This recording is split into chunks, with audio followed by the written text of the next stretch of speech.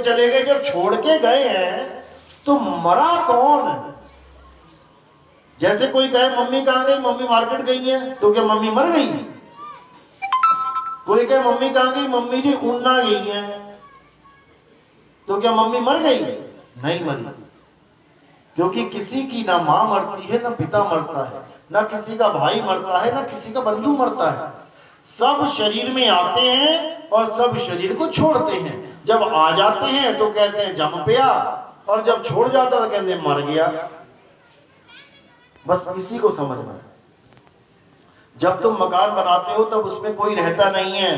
जब मकान बन जाता है, तुम रहने आते हो, तब लगता है कि मकान हरा भरा हो गया, मकान जीवित हो गया।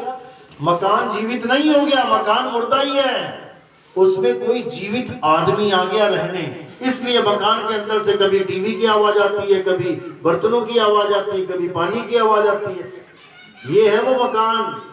इस मकान में जब कोई घुसा, कौन घुसा? जीव घुसा, जीवात्मा।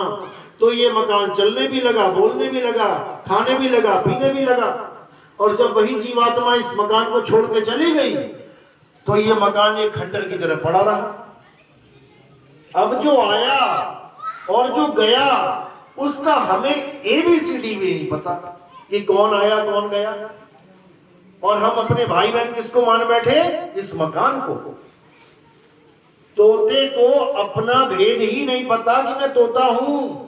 तोता अपने आप को पिंजड़ा मान बैठा है। ये पिंजड़ा है, 10 द्वारे का पिंजड़ा। ये 10 दरवाजे का पिंजड़ा है। कौन कौन से 10 दरवाजे हैं इसमें? 2 आंख, 2 कान, नाक, मुंह और 2 नीचे। 9 दरवाजे खुले हुए हैं। इसी में से सब जाएंगे। मरते हुए किसी की लैट्रिन निकल जाती है, पेशाब निकल जाता है, मुंह से जीभ बाहर आ जाती है, नाक में से, कान में से खून आ जाता है, आंखें अंडे की तरह बाहर आ जाती हैं। कहीं ना कहीं से तो निकलना पड़ेगा।